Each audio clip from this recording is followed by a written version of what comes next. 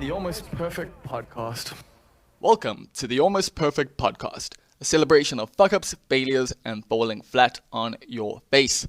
This is a podcast that believes you can learn from experience, but that experience doesn't have to be your own.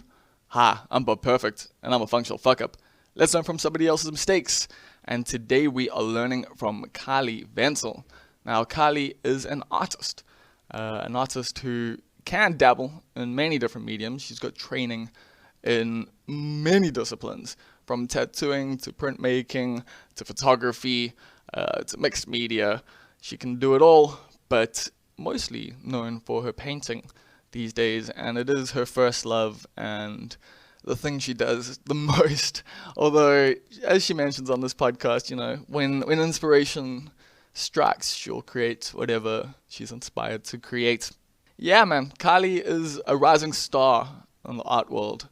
She's had an exhibition at the Kalashnikov Gallery last year, her sweat exhibition, and I know she was at the KZNSA fairly recently, and has a few upcoming exhibitions as well online, which you can hear more about in the podcast, or just go check out on her social media to see what the deal is there.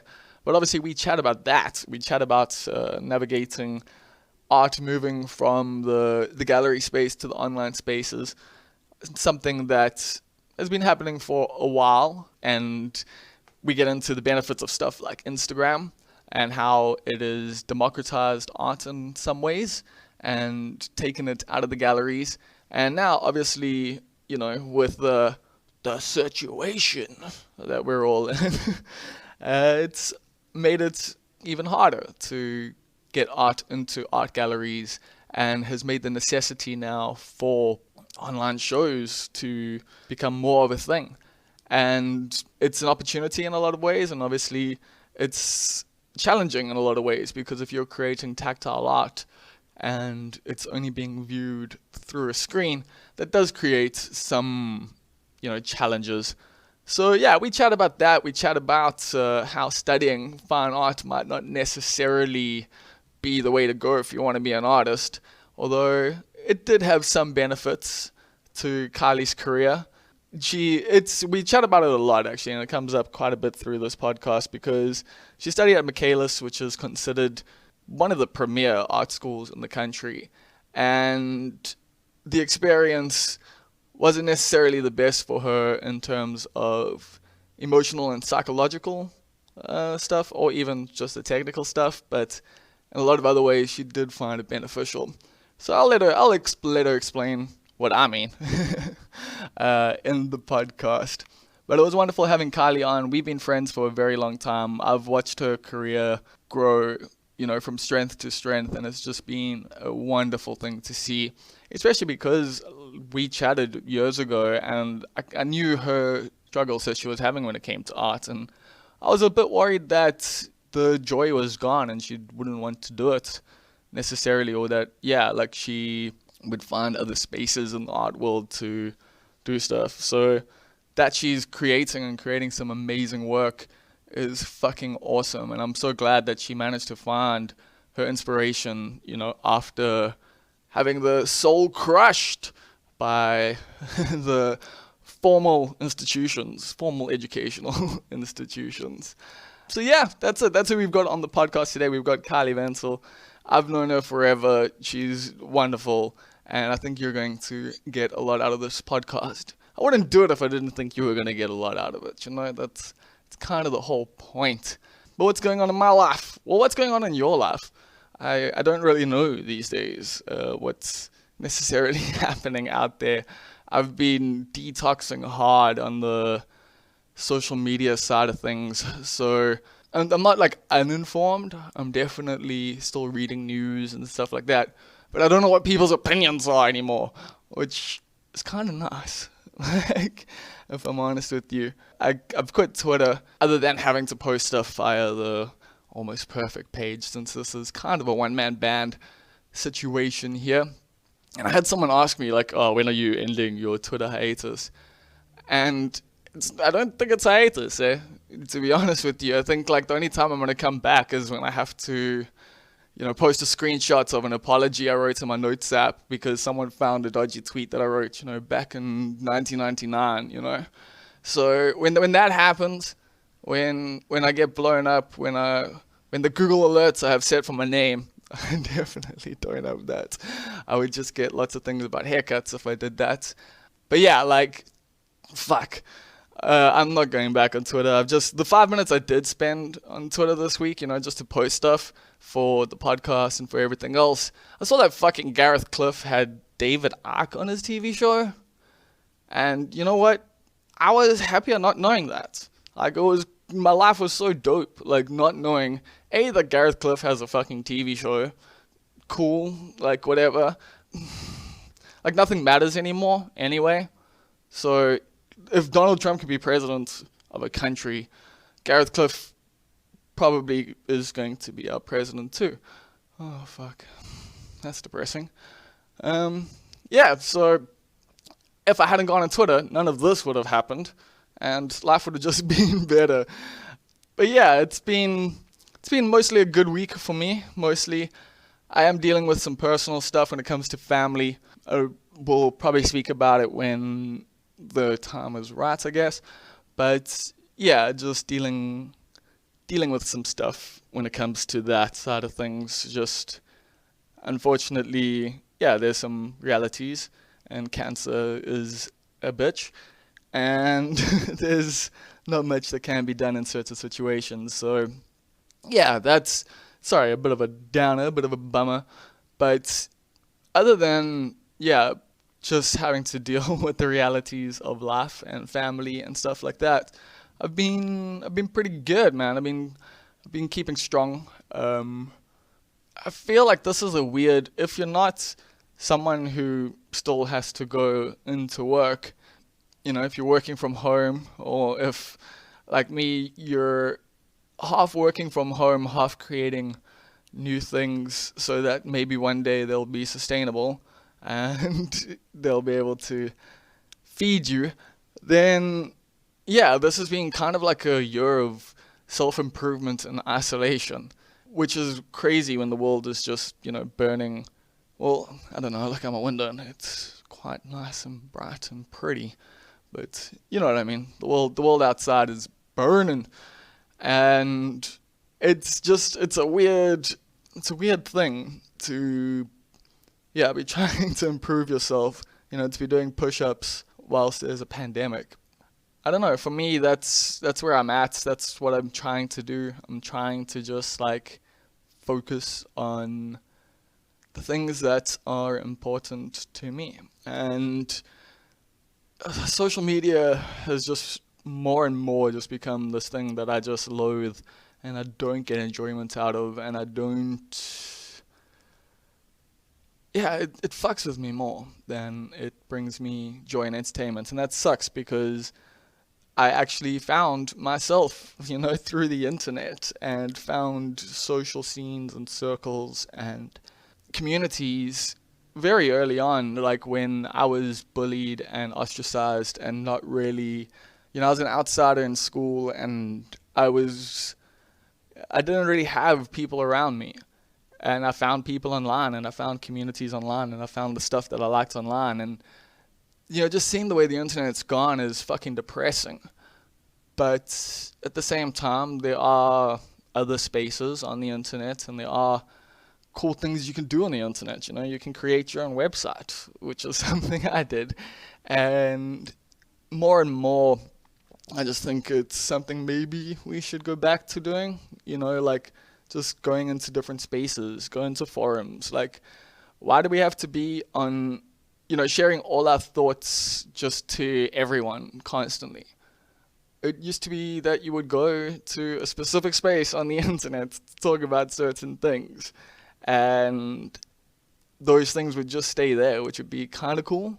You wouldn't have just this torrent of the fucking hive mind, but it's not even the hive mind. I guess it is the hive mind, but the hive mind isn't all uniform. It's just buzzing constantly of just people's opinions and thoughts, and there's very little gap between the thought and the tweet, and in 10 seconds, the entire world could potentially see what, your stupid thoughts and opinions. And I get that there's probably a lot of value in that to some people, but to me, there's less and less value in that. So, yeah, that's where I'm kind of at the moment. I'm just focusing on trying to do the script writing thing. Sheldon Bankston and I are working on a cartoon called Super Delinquent Squad, and that's been a lot of fun. That's been a cool creative project to work on at the moment.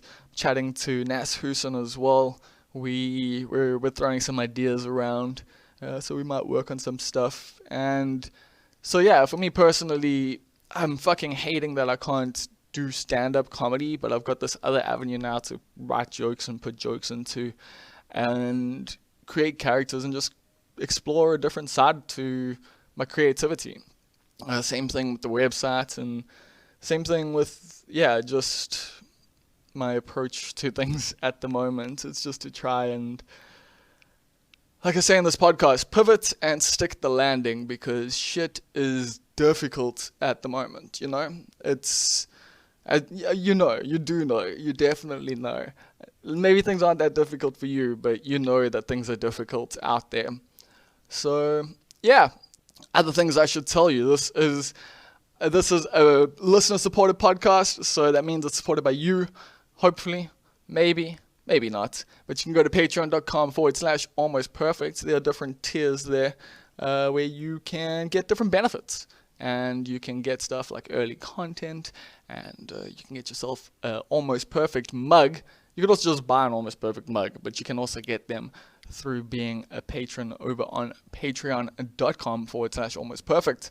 Alternatively, if you don't want to subscribe monthly, you don't want to buy a mug, there is a busker code on the website, so you can just go there and scan it. It's a QR code, or you can just click on it and it'll take you through to a section where you can donate some money, which I'd greatly appreciate at the moment, because you know the thing of like things being tough out there.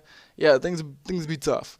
So throw a few shekels into the collection plate if you enjoy what you hear today. It will go a long way. Trust me. There's a lot of cans of beans in my pantry at the moment, because there's a good special on them. Sorry, I know I'm losing the plot a little bit here. Other thing I need to let you know is Almost Live is coming to an end, or it's come to an end of season 1. So Almost Live is a live show I've been doing over on YouTube and Facebook Live, but I've decided to take a bit of a break from it for now. It's a saturated market, and I don't know if what I'm offering is unique or cool or interesting enough. And I want to have another look at the drawing board when it comes to that. So yeah, quite simply just gonna take a break. There are 11 episodes which you can go and watch. I think the conversations are pretty good. I think you can learn a lot from them, as I always do. I always think you're gonna learn something. But yeah, you can go check that out. I was thinking of doing a Q&A episode to end things next Tuesday, but I've decided I don't really want to do that at the moment. Just with where my mind is at in terms of like parasocial relationships and just the internet and ego and narcissism and various other things that are toiling over in my mind. It would be nice if like other podcasters invited me onto their podcast and stuff like that, instead of me having to ask you guys to interview me. That would be nice. But like Cody Rhodes says, the wrestler Cody Rhodes, he went from being undesirable to undeniable. And that's my goal at the moment, is just to try and make my work undeniable. Just keep growing, keep building, keep making it better and better each week. And yeah, hopefully in due time, I'm not going to have to play the networking games and all that bullshit to try and get ahead in this industry, because that's something that's, I'm just very, very over. And yeah, man, self-improvement shit, just go to where you want to be, I guess. Yeah, no, that was some weak ass like Alan Watts impersonation there. I'm sorry. I'm not as zen as I would like to be. And yeah, cool. So one last thing I need to let you guys know is that over on patreon.com/almost perfect, there is the titular titles tier. Now this is a $10 tier, and it's a top tier where you can get shouted out on this podcast. You will become a member of the cast and crew, and you get to pick your own title, which I think is great value for money. For $10, come on, what more could you possibly want? So we have got Karan Sleman, who is the almost perfect youth group leader. So shout outs to Karan. We have got the chief sales officer of Subtle Heresies in the greater Overberg region, Rousseau. I'm gonna do the old school one for Mr. Stephen Olafia here.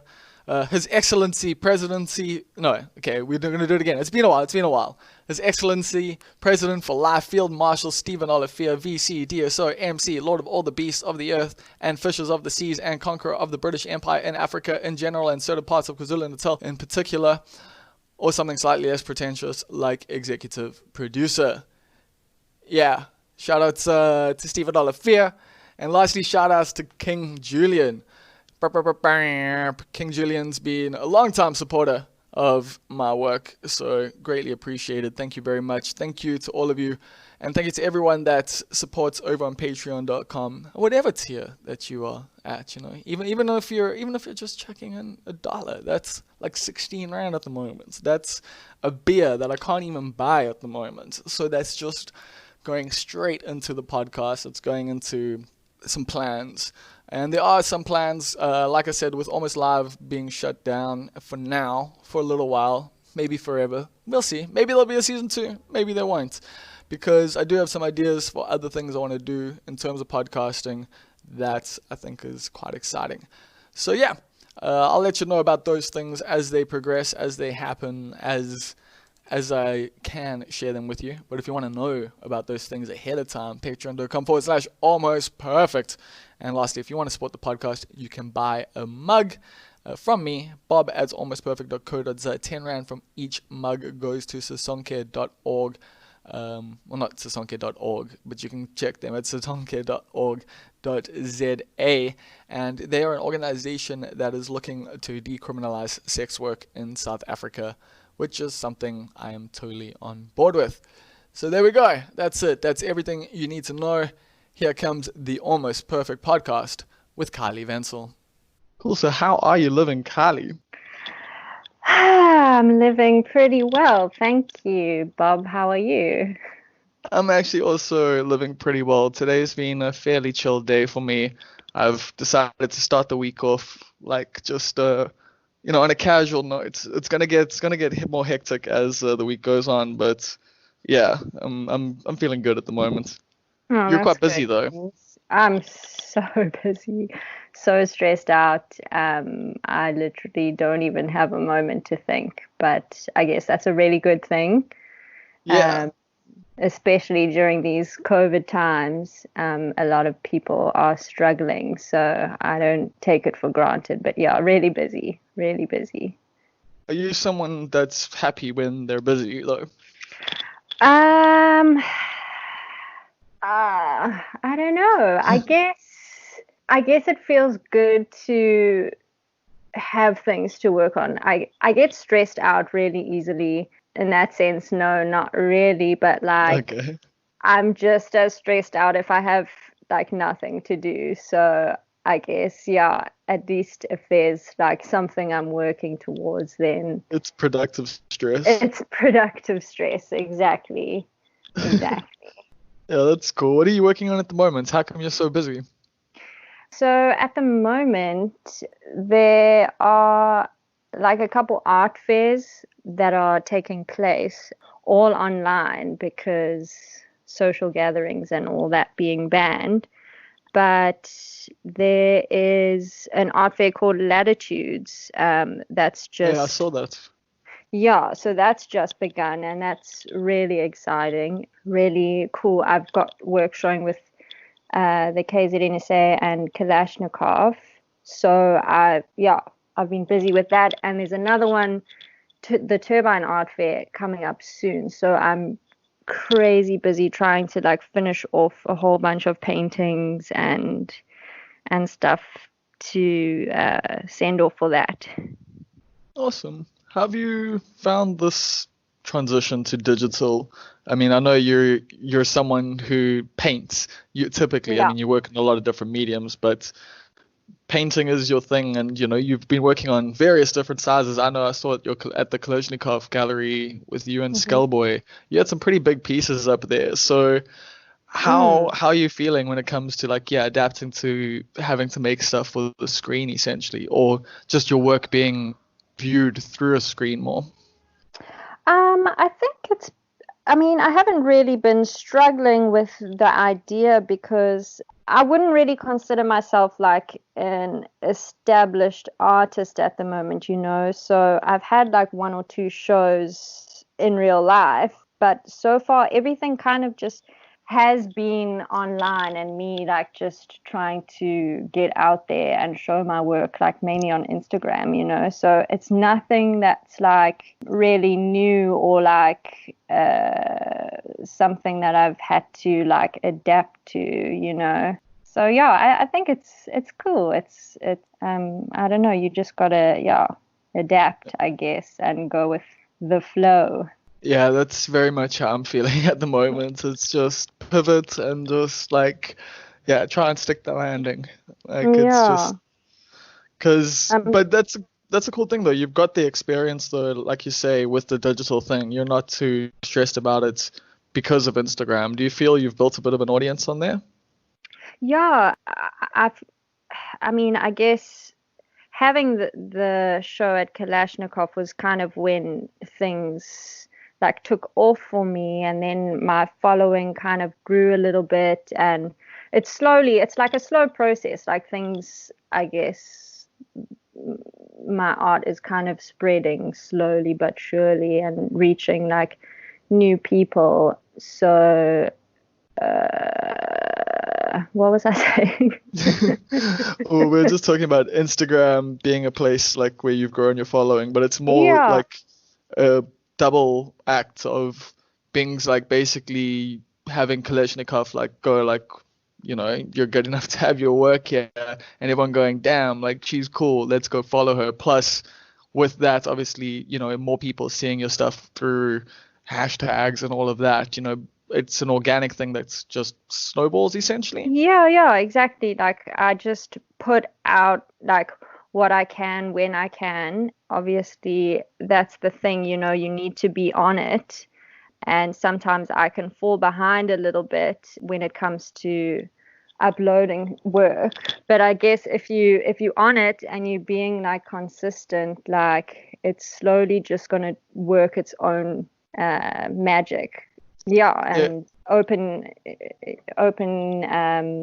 you up to like people all around the world. Have you found like other cool artists through Instagram?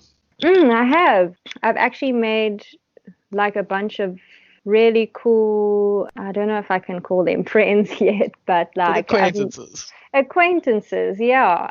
I think what's great about it is that like there are quite a few artists that I really like respect and admire that I've come across on Instagram, and it's just like a platform that like gives you like direct access to each other. And there are those moments where like the artists that I've seen and like I love their work, then there's the chance that they see mine as well, and then when we do connect and like chat, like it's so great. It really helps meet cool people that you respect. I find that that's happened quite a lot, so pretty grateful for that.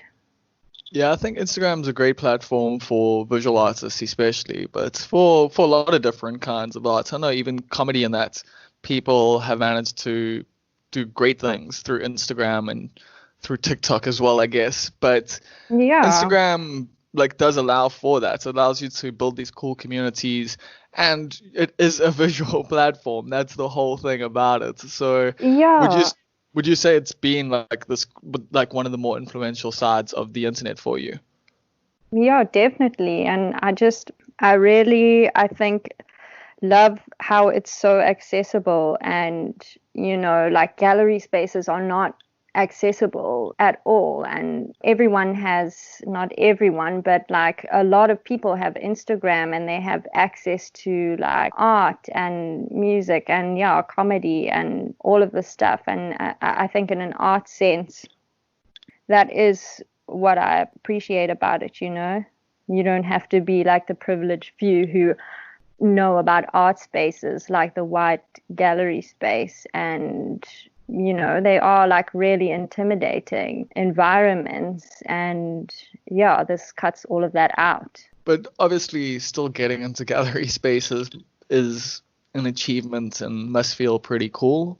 Like you've had a few exhibitions yourself. Oh, I was just meaning in terms of like the public, like they're able to access art, viewing art on Instagram and social media, you know, and not everyone is, I don't know, like the gallery space can be quite problematic, you know. Yeah. Yeah, I get that. And do you think now, like, because of, you know, Corona, because of COVID, people are accelerating the digital side of things? So we've already got Instagram, but like you say, you're working towards digital, well, you are a part of some digital exhibitions at the moment, and you're working towards some more. So things have kind of accelerated at the moment. Yeah, for sure. I guess it is just like a weird time where we don't really know what the future of like a lot of things looks like. But I guess, I mean, there are pros and cons, and the pros are that with the online, you can access it from anywhere in the world and from your home, and it's just really accessible. Yeah, that's one of the wonderful things is now you're able to just view exhibitions. Like even us here in South Africa, we're able to view exhibitions overseas that we never would have had access to before. So I'm finding that to be a very cool thing. And just, like it's obviously there's so many terrible things about this, and it does make things fairly difficult, especially like I say, like I would imagine for you having, obviously the digital side is cool. People get to, on Instagram, you get to like, you get to chat and everything like that. But the full scope of the work isn't necessarily valued or appreciated. Yeah, for sure. I mean, there are a lot of like tactile things that you kind of lose out on. Sometimes, you know, like a lot of my newer works are really big, and I feel like on Instagram you don't really, or maybe it's just the way I'm photographing my work, but you gotta photograph it from very far away with something like small next to it. It's a stool next to it. So there are like things that you definitely do miss out on, but I think that's just sort of minor stuff, really. I don't know. I haven't really thought too much about it yet. I'm still quite confused about how everything's going and the future. I'm sure. We all kind of are. But I guess with that, we can maybe go into the past.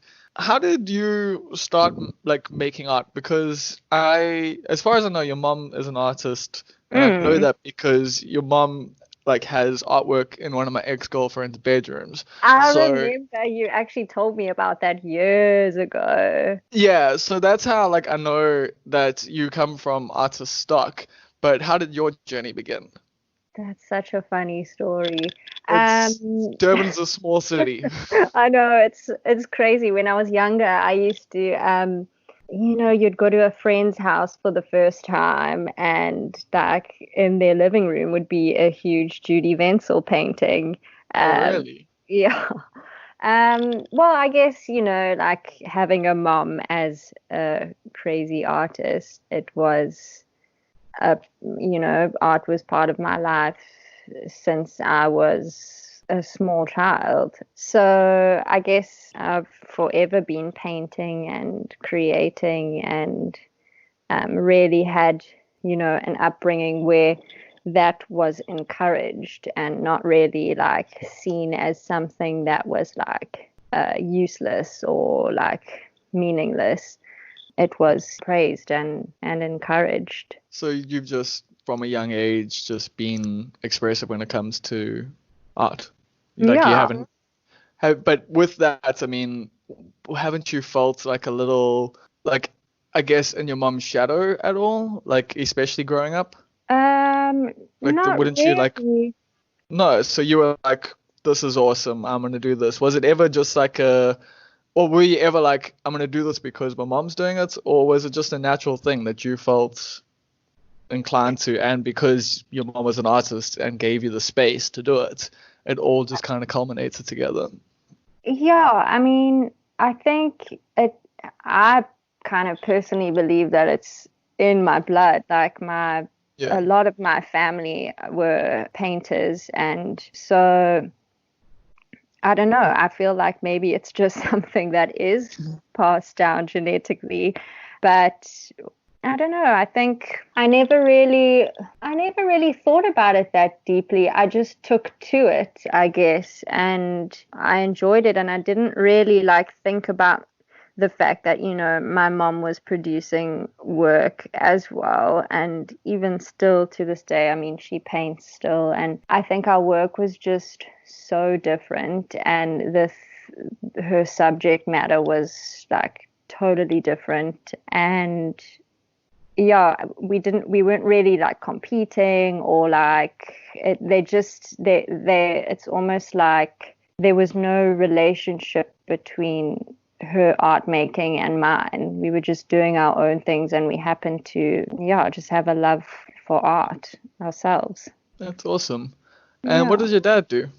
Um, my dad is now retired, but he started out building pools with his cousin, and then he eventually became a civil engineer. Oh, Um, yeah, so he is very different. Um, more to analytical minded. Yeah, like he's super conservative and composed and chilled out. And I guess, my mom was always wild and crazy and passionate. And they definitely, I mean, they got divorced not so long ago, but we Oh, snap. saw it coming for like our whole lives, really, because they were just so different, and now they can be at peace. Oh, man. I was actually wondering, like, if your dad was like, yeah, conservative or like liberal in terms of just like letting you go out. Because I remember you were part of like the underage like jawling crew back in the day. Yeah. I think a lot of the time, I don't know. My dad was always working, so Ah, I forgot to mention he was a civil engineer by day, and then he was a priest by night. So he would work the whole day and then go worked the whole to night. yeah, to church meetings the whole night. So he wasn't really around very much. And so my mom was kind of in charge, and she was so gullible. Still is. So I would like tell I her, wonder if she's gonna listen to this. oh, we talk about this. We're very open. But yeah, like I guess I would spin the truth a little maybe, and there were I'm always gonna go those kids stay who over had at so like, and so's house. yeah, And exactly, the kid with the cool parents who let you like drink booze and take you out to clubs and stuff. Yeah, I've got funny stories from those times, but yeah, pretty easy to get away with it when your mom's gullible and believes you. Shame.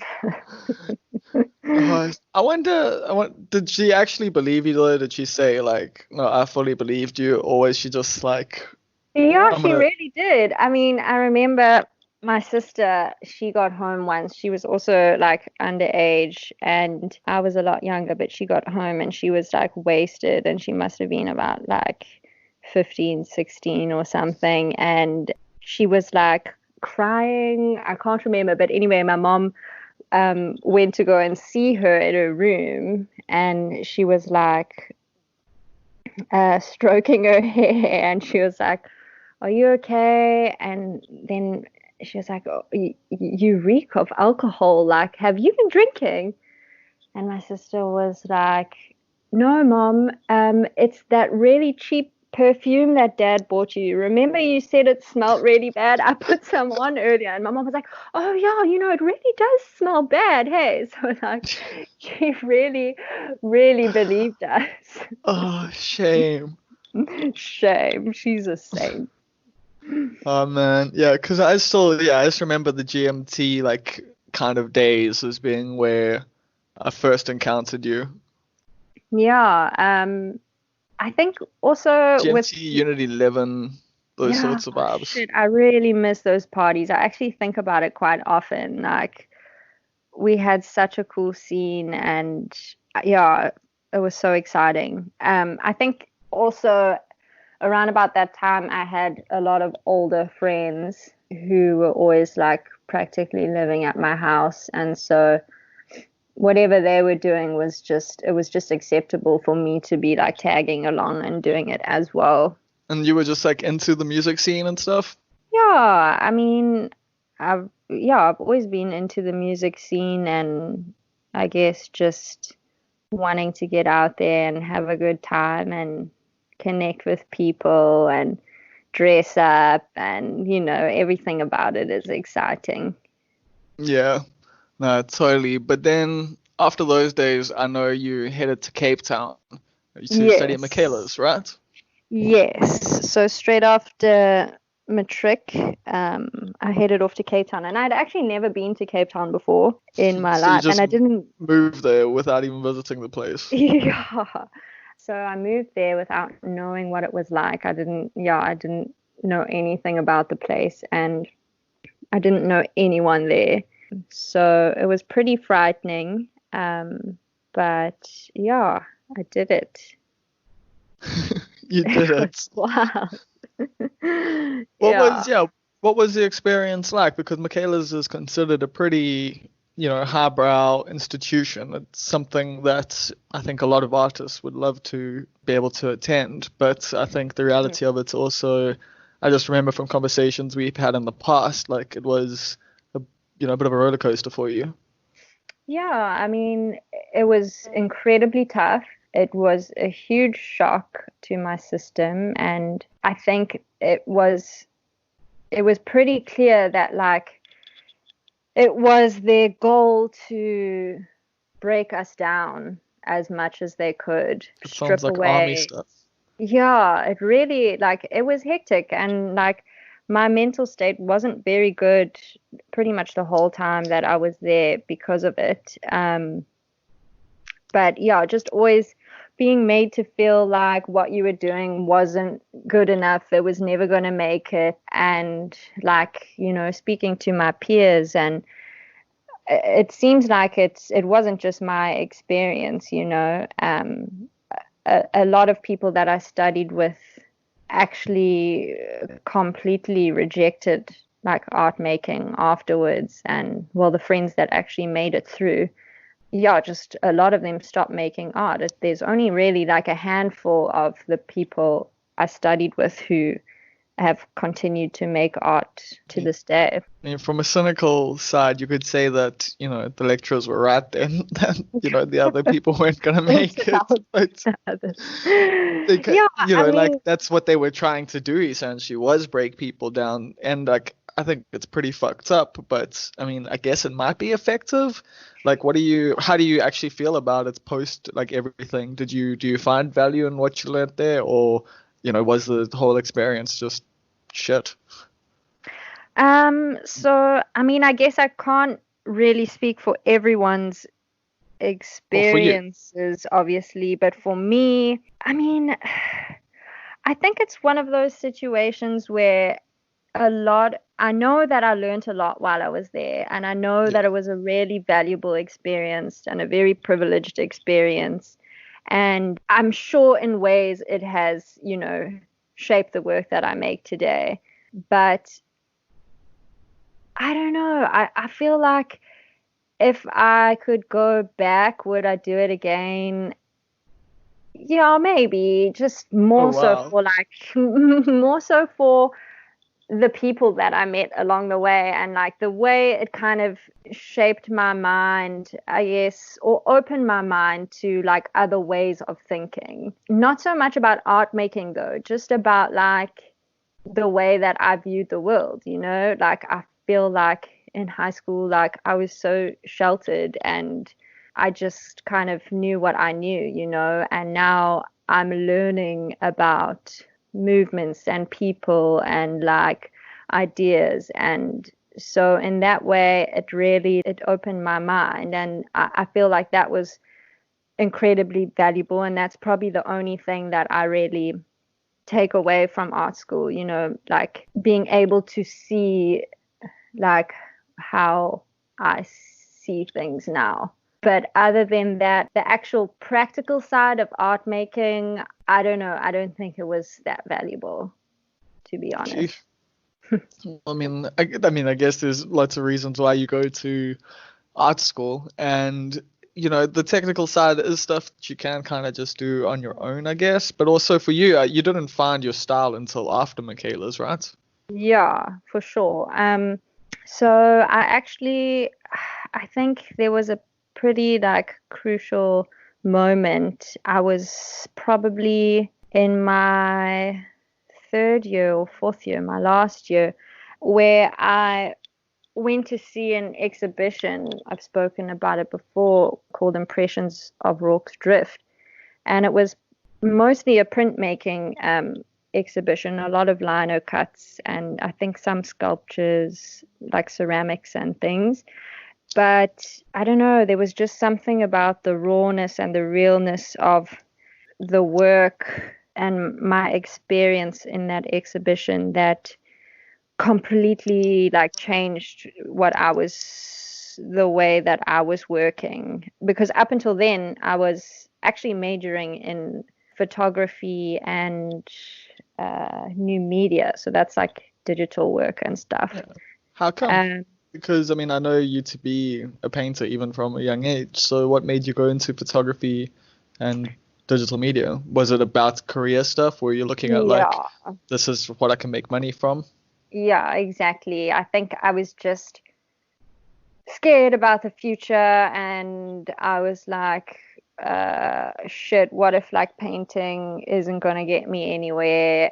Maybe while I'm here in this institution, I should try and learn something that would probably be a smart fallback. So yeah, that's why I went into photography and new media, because I was like, oh, there's the whole graphic design route, and at least then I can learn all the software and all that stuff. But my heart was, I enjoyed photography, the film stuff, but yeah, new media, my heart was not in it So you like at all. tactile kind of art making? Yeah, yeah. So then I guess after I saw that exhibition that was mostly like printmaking, I sort of merged new media and taught myself how to like, I mean, it's super easy, but Hmm. how to cut lino and like make lino prints. And yeah, so I merged like the digital and the printmaking thing in my final year, which was quite an interesting experiment. And it turned out, I mean, now that I look back on it, it's like pretty cringe. Like, I don't know, I just, I think I often like hate my old work. I think that's an eternal thing. Like I think at Yeah. 5 years time, you're gonna look back at stuff now and like maybe only one thing will Oh, still be something yeah, you like. I totally. have that Like all the time. even work 5 months ago or like 5 weeks ago, I'm just like, oh fuck, that's so shit. uh, yeah, But so it's a constant process. yeah, it is, and I think you, I have to keep reminding myself that there's no finish line. Like, stop racing to like get to like that point that you've made up in your mind that okay, you've made it. Here you are. Yeah, you're never gonna complete like the great work. Like it's Yeah, just yeah, exactly. So yeah, when I I was doing photography, new media, and then I got a taste for printmaking at this exhibition. And I actually went on, once I graduated, I was working at a tattoo shop some of the time, and then the rest of the time I was I working remember that, yeah. and then I was working in a printmaking studio, where I got to really learn a bunch of printmaking techniques, and yeah, that was really valuable. And then yeah, you see, like I'm not even printmaking anymore, like I'm just painting. So things are constantly shifting and changing, and it's interesting. It's a wild ride.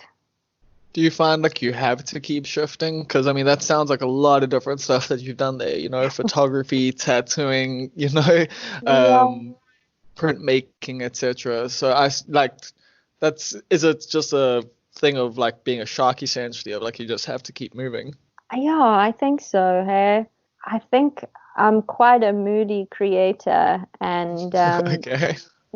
What do you mean so by that? so I guess like one day I will feel just out of the blue like making a sculpture, and for the rest of the year I won't feel that. But it's kind of like acting on impulse a little bit, like how you're feeling at that specific time, like because obviously the creativity comes from feelings of inspiration. So is that how it works for you? Like everything starts from a point of inspiration, or do you ever just look at a blank canvas and just go? So that's a hard one, because I feel like all of the work that I want to be making, well, essentially, I want to be working from inspiration most of the time. And because, like, now I've got like so many deadlines, and like, say, an artist, a gallery Yeah. contacts me to paint a bunch of canvases on time for this deadline for an art fair, and that means I don't even have time to get inspired. Like I said, I'm moody. Some days I'm just like, I don't even want to look at paint. I don't want to like do anything like creative at all, but I'll have to paint 8 canvases. So it's hard to always, you can't always just wait for inspiration to strike to get going. Because you're not going to eat. Yeah, exactly. So, but I guess you can also kind of tell, like, when maybe I'm giving away my secrets, but you can tell when I've created works from a place of like true inspiration and when I haven't. How do you feel about that? Because like that work's going out into, the world. I feel really nervous about it. I mean, I've struggled for years with the confidence to like put my work out there. So if I'm really not feeling something, or well, I guess I don't really put anything out that I'm not feeling at all. Yeah. But I don't know. It's Well, what are you worried about? Like obviously the natural thing is people not liking it, but what's actually going on in your mind? I think I just always have this fear that I'm not good enough. I think you and everyone else, like literally, like you and like Well, you guys all fake it everyone really else. well, because it seems like you guys all have your shit together. That is like once again, this is how everyone feels. Like literally everyone I talk to is always like this. It just feels like the work they're not doing is good enough, and it looks like everyone else. This is the problem with Instagram, I guess. It's Yeah. because on Instagram it looks like everyone's just killing it at life. Like no one looks like they're sucking at life there. So I can get that like kind of vibe. But when you're looking at people's work on Instagram, you're not going, "Oh, that was shit." So I would like someone like when they're looking at your work go, "Oh, that was shit." That's like, but that's just for me like the thing that's hard to like train in my brain is just to remember like people aren't looking for flaws the way that you're looking for flaws. Exactly. We are so critical of ourselves, and people, they're too busy being critical about themselves. Like nobody's really Exactly. that interested in your life or what you're doing, what you're making. Or they're just like, "Yo, that's dope as fuck," and you're just like, "Oh, who people like this?" Yeah. I think again, that's just like My experience at Michaelis really just, I've somehow inherited this voice that is just like, you can do better, you can do more, you can be more critically thinking. Like, it's a Is there very, value to that though? there is. I mean, it does push you to always strive to do better and to think harder. But I think the problem is when I am making art, I almost want to escape that. Like, because in It life, takes away the joy.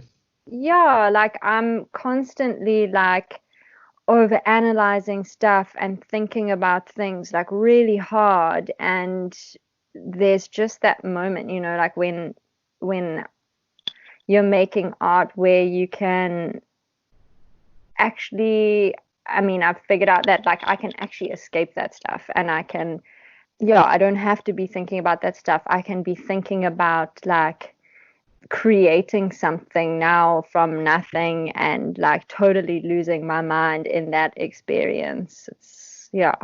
That's awesome. I totally get what you mean as well, because even with writing, like sometimes you just get that like flow like going, and it's like, it's 2 hours later and you finish something and it's like you're just like, this is dope. Like, and you felt good. Yeah. You like, there's everything else that was happening that day just didn't exist for those 2 hours. The only thing that mattered like at that time was what you were doing. And like it's also rare because like even for me, you've got deadlines. You've got to Mm. like just put words together and hope they're good enough and people Mm. enjoy them. And a lot of the time I even find with pieces like that, with articles where I'm just like, shit, like I've got to get it done by 8 o'clock on Wednesday or whatever. Mm-hmm. I've just got to do that. A lot of the time people are like, yo, that was really nice. I love this piece, it really like hit the spot. And I'm just like, damn, okay, cool. Like that was just work for me. Yeah, So you've also, I guess, got to sometimes just allow the audience an opportunity to connect with something however they're going to, even if you for didn't sure. necessarily get like that inspired Exactly. putting it out. Exactly. And it's so funny. Yeah, like, like you say, I mean, I'll often create things that I really actually end up hating, but then they do well. Yeah. And it's always so surprising. And it is just a reminder to not feel like you have to, like, I don't know. Yeah, I guess just, Create something that that you like, because then that means that everyone else will yeah, like it, because a lot of the yeah, times it's stuff that's more precious to you, people might not even like it as much. yeah, exactly. Exactly.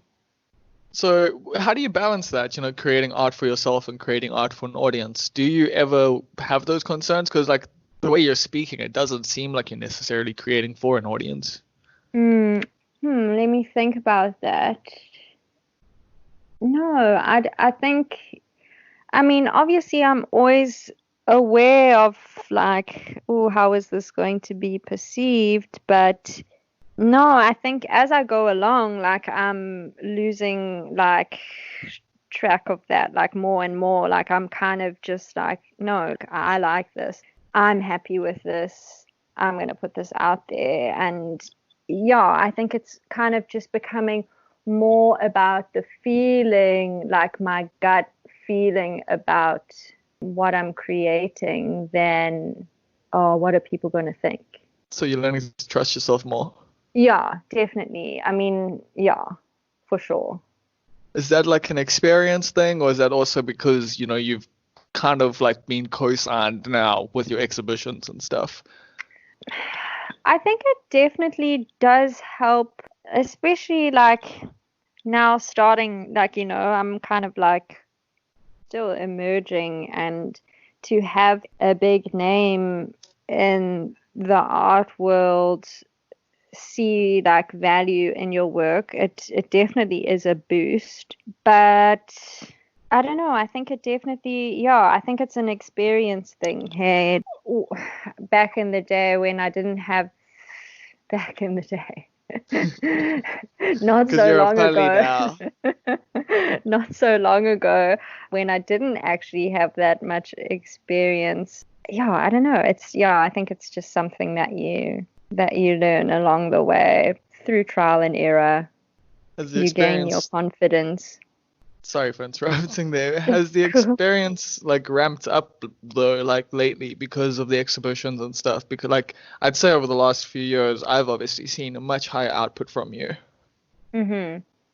I think once you know, there's also kind of a responsibility to keep putting work out once your name is kind of somewhere on the map. Sure. Like You've got to keep in the conversation you essentially. gotta, yes, exactly. And had some, I've met some really great collectors I've got this one friend that I've just made. His name is Colin. He's in London, and he really enjoys my work, and we've connected, and like we get on really well. And the fact that he feels passionate about my work, it's almost like I not that like I don't want to let him down, because I'm not really doing it for But anyone else, but like there it is does an motivate you a element little of it. bit. It does motivate me, and like when people are excited about the future of your work, it's really encouraging, and it really helps to keep you motivated I'm and going. so with you there. Like, even with this podcast, like the constant feedback from people, like just being like, yo, I really enjoyed this, like matters so much. Like, For sure.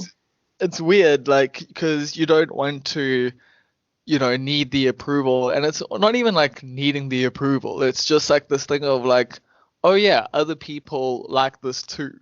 Like it's like Yes, I'm not just creating this thing for myself. When you are creating it essentially for yourself, I mean, for me this is like, a diary of sorts. Like it's a yeah, weird like when I look back, when I'm older, it's gonna be such a cool project to like have done. So I'm like I totally. I love think it's doing so this. great what you're doing. And But like I've always admired like the work that you do, and like how you connect with creatives, and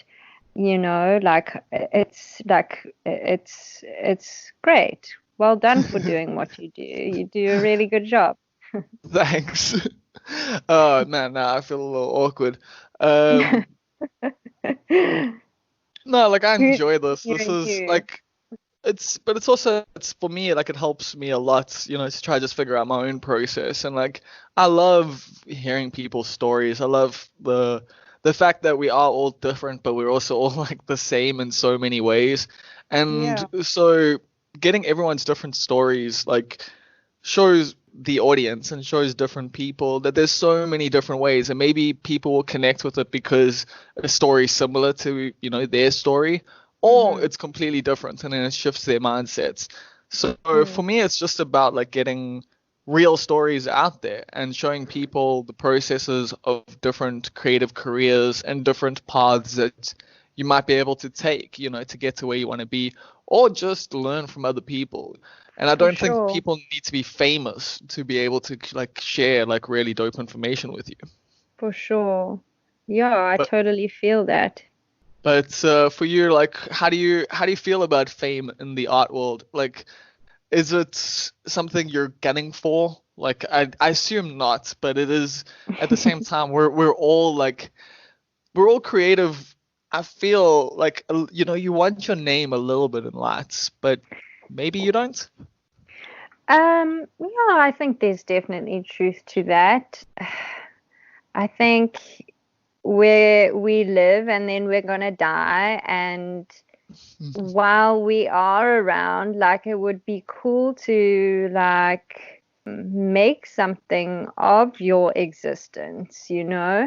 So I guess there is an element of that like intrigues me, but for the I mean, I most just don't see you part, as like the Basquiat type, the one that's just like well, actively seeking it. yeah, it means I'd have to do more public speaking, so no.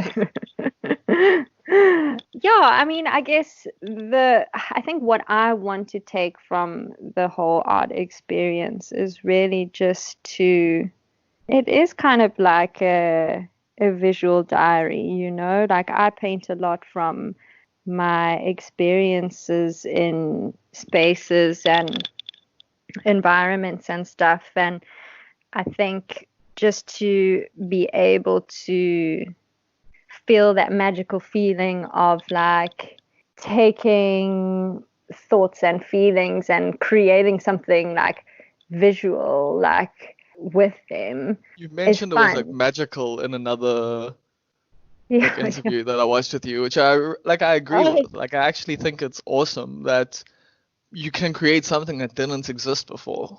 yeah, like that excites me so much. And I think that that's like the main drive behind the work that I do. But I also like am really enjoying just making connections with people and learning from other people and just being exposed to like other art. And yeah, I guess for me the main thing over fame, I mean, like, yeah, fame is one thing, but like I think what I really want is to connect with people and hopefully like see different parts of the world. And it's more just about the experiences, really. It's not about having my name in lights or anything.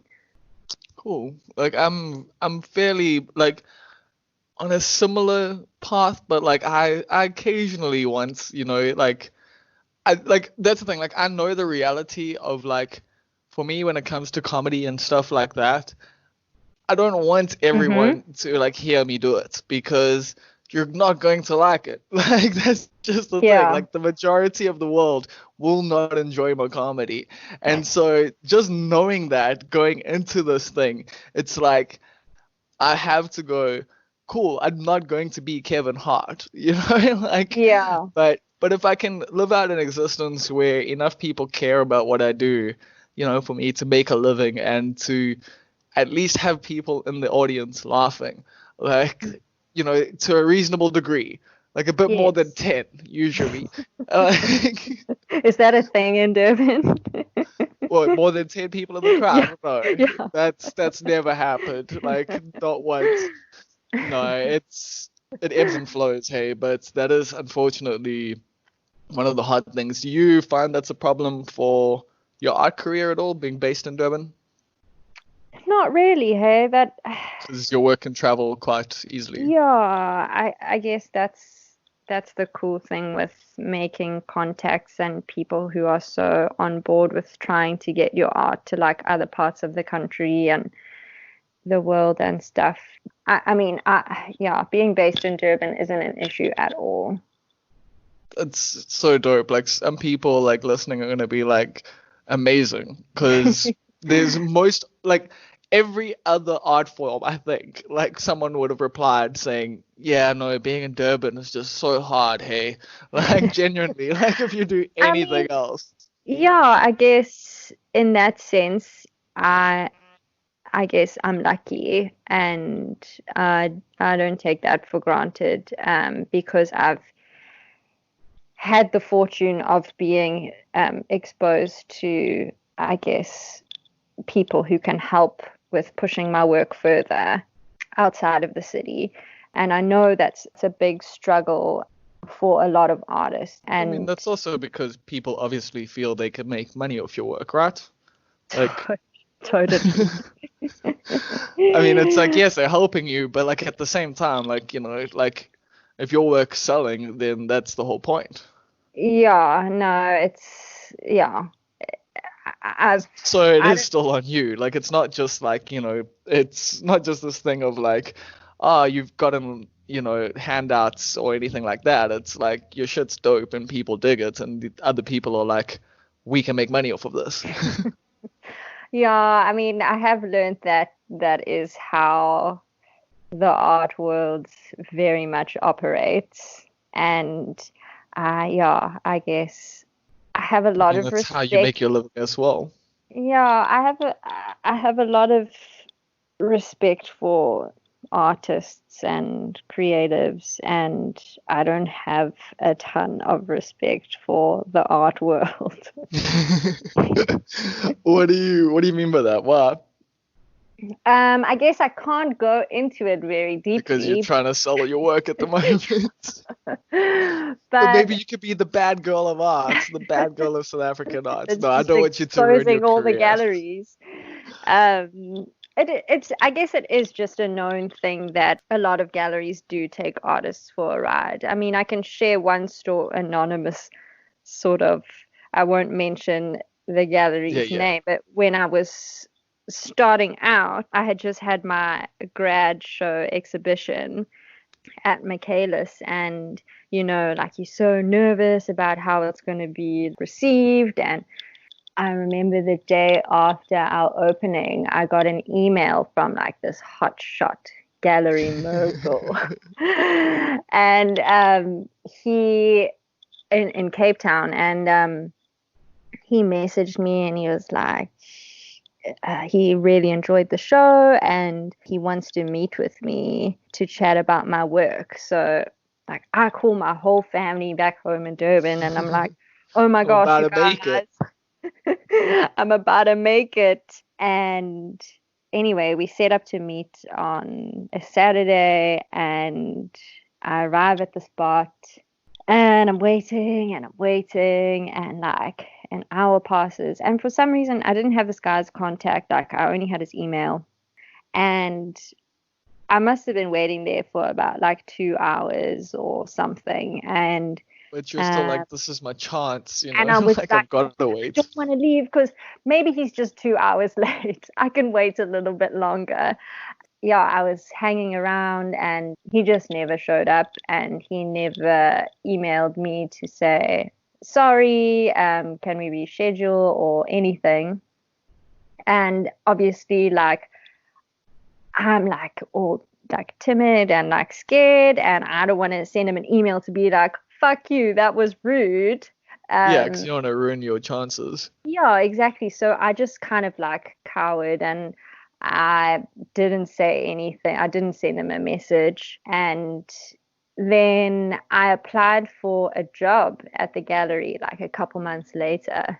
And I went in for an interview. And the first thing this guy said when he sat down was like, oh, sorry, I never showed up that one time. And I was just like, oh my God.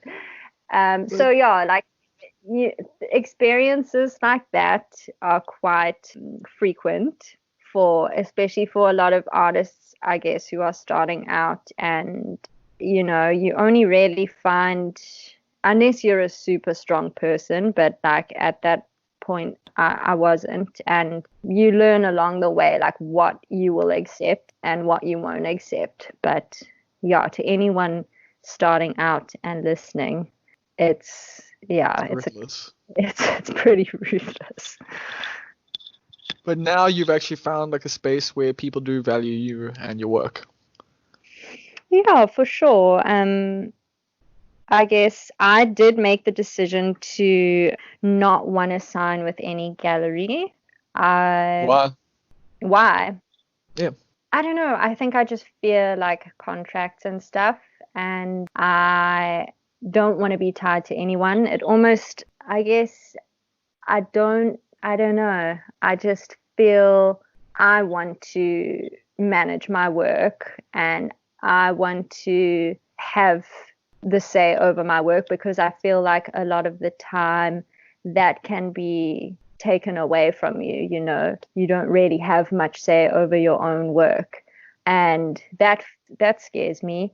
So I've made it quite clear to like the galleries that I've worked with now that I'm super happy to work with them as an independent artist, and it's cool. That seems to have worked out quite nicely for you. I mean, just like, Kalashnikov are one of the biggest galleries, like, or gallery names, not necessarily in size, but like in Yeah. terms of people knowing them, like they're huge. And KZNSA is also just a, institution. Yeah.